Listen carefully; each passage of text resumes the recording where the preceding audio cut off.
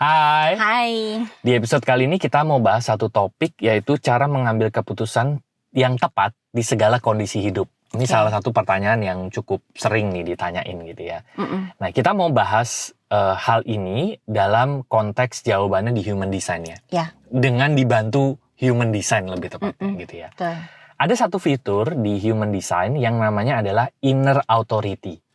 Nah, inner authority itu kita udah pernah bahas sebetulnya di episode-episodenya YouTube Lompatan Hidup. Nanti teman-teman scroll aja ya, gitu ya. Tapi secara singkat, Bu, apa itu inner authority? Inner authority itu adalah inner di dalam authority itu otoritas. Jadi inner authority itu adalah otoritas di dalam diri kita yang bisa kita percaya untuk pengambilan keputusan dan pilihan yang tepat untuk diri kita, yang selaras untuk diri kita. Gitu. Jadi ada highlightnya yang tepat dan selaras untuk diri kita. Karena inner authority itu bisa sifatnya itu sangat personal, sangat customize gitu. Setiap dari orang bisa berbeda-beda ya? Iya, bisa berbeda-beda. Jadi dari tipe inner authority-nya bisa berbeda-beda, dan juga pada saat inner authority kita itu memberikan pilihan atau petunjuk di waktu tertentu untuk kita melakukan sesuatu atau tidak, bisa jadi petunjuknya itu mungkin bisa jadi itu beda gitu, sama beda dengan apa yang dianggap orang benar, beda dengan apa yang dianggap wajar gitu. Nah, itu sih jadi inner authority itu sangat personal karena acuannya dia itu adalah diri kita. Jadi acuannya bukan apa pengetahuan yang benar gitu ya, atau apa kebiasaan yang berlaku, tapi acuan dari inner authority itu adalah apa yang tepat dan selaras untuk diri kita masing-masing gitu. Nah kalau di human design sendiri ada berapa jenis inner authority dan setiap orang bisa berbeda-beda ya? Tentunya. Inner authority itu ada emosional, sakral, splenic, kemudian ada G-center, ada heart sama non ya. Ada 6. Nah apa dampaknya kalau orang itu dalam hidupnya terus mengikuti inner authority-nya? Otomatis kalau makin deket kita dengan inner authority kita, berarti kita tuh makin dituntun gitu kan, makin dituntun sehingga kita selalu bisa mengalir ke hal-hal yang memang tepat dan selaras. Nah, kalau kita melakukan hal-hal yang tepat dan selaras, otomatis ya perjalanannya tuh akan makin mudah, akan makin sesuai gitu kan. Jadi semuanya tuh ya kerasa pas-pas aja gitu. Karena ya memang inner authority itu yang menuntun sesuai dengan yang selaras di dalam diri kita ya. Nah sekarang gini, gimana caranya supaya orang itu makin dekat dengan inner authority-nya? Gimana caranya ya, yang pasti harus dilatih. Karena sebetulnya inner authority ini bukan sesuatu yang kita tambahkan ya, tapi inner authority ini sesuatu yang sudah ada. Sudah melekat kan di diri kita bahkan dari sejak kita lahir. Cuma banyak yang nggak deket atau nggak peka dengan inner authority-nya karena ketidaktahuan. Itu yang pertama. Karena nggak tahu. Jadi sebenarnya inner authority kita itu mungkin sudah selalu bersuara, sudah selalu kasih petunjuk, sudah selalu kasih tahu gitu ya. Makanya mungkin kita pernah yang ngerasain kata orang tuh harusnya begini, tapi feel kita kayaknya enggak deh gitu. Nah itu tuh bisa jadi itu tuntunan inner authority kita gitu. Yang begitu kita jalanin apa kata orang, ternyata di tengah jalan, oh ya tuh benar kan, ternyata feel kita benar gitu. Cuma di awal kita nggak percaya kan sama feel kita karena kok itu beda sama apa kata orang. Nah jadi untuk melatihnya yang pertama kita perlu tahu dulu bahwa inner authority itu ada dan kita punya. Terus yang kedua ya kita mulai dengerin gitu, mulai eksperimen lah ya, eksperimen. Jadi kalau kita udah tahu inner authority kita apa, kan ada yang masing-masing cara kerjanya berbeda ya. Kayak yang emotional authority itu berarti perlu kejernihan, sakral perlu dengerin sensasi tubuh dan lain-lain ya. Nah begitu kita udah tahu inner authority kita, ya langkah selanjutnya adalah kita menyadari pada saat tuntunannya itu muncul di kehidupan sehari-hari. Dan tuntunan inner authority itu bisa dari hal-hal yang sepele pun sebetulnya dia bersuara gitu. Dari sekedar mau pergi apa enggak ya, mau baca buku yang mana ya, gitu, mau makan dengerin apa, apa, gitu ya. mau makan apa, itu sebetulnya selalu sudah berasa gitu. Mana yang kayaknya kita mau gitu kan, mana yang kayaknya oke buat kita. Nah, jadi setelah tahu, terus dengerin, eksperimen setiap hari. Jadi misalnya kalau kita udah denger nih, oh inner authority kita ini. Nah biasanya di tengah-tengah pada saat kita melatih untuk kita dengerin lagi, percaya lagi, itu akan ada fase tarik-tarikan.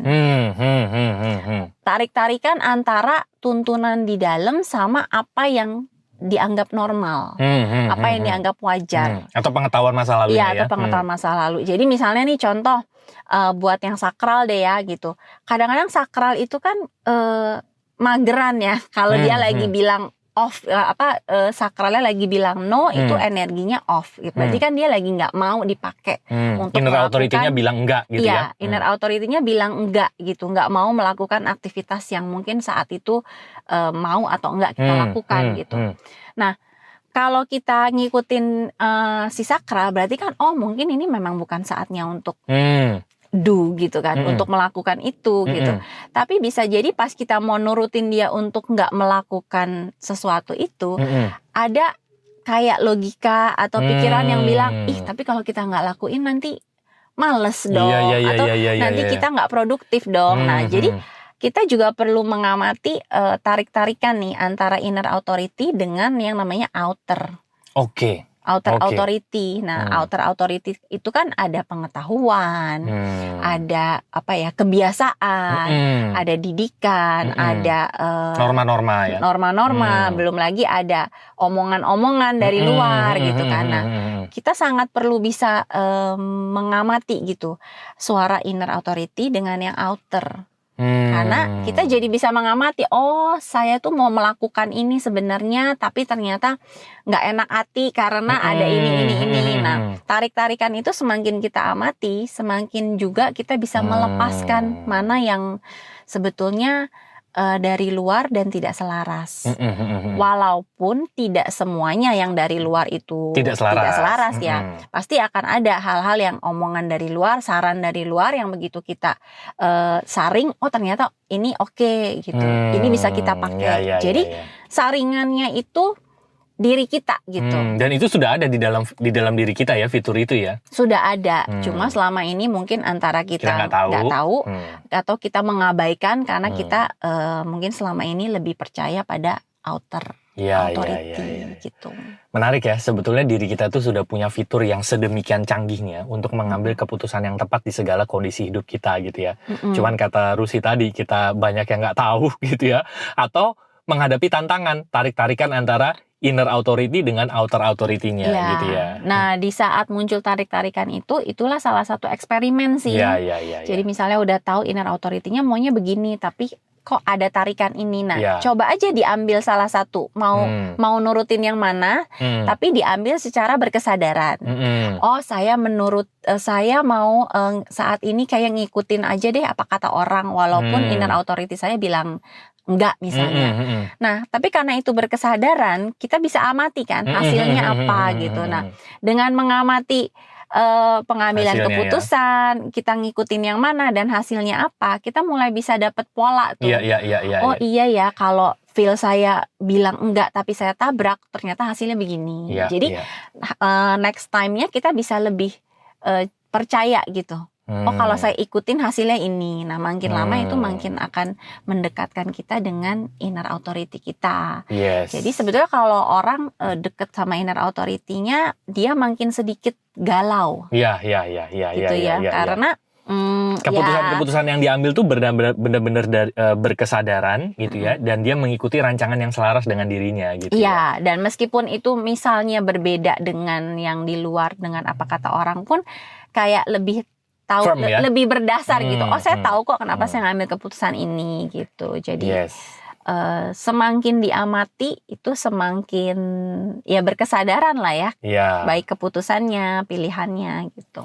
Nah, tadi kan ada 6 ya, ada 6 jenis inner authority gitu ya. Nah, buat teman-teman yang secara pribadi mungkin mau tahu tentang inner authority-nya gitu ya, mungkin teman-teman bisa cek, klik aja link di deskripsi gitu ya, supaya nanti teman-teman bisa tahu lebih personal bagaimana menggunakan inner authority-nya. Nanti mungkin bisa private consultation sama Rusi juga.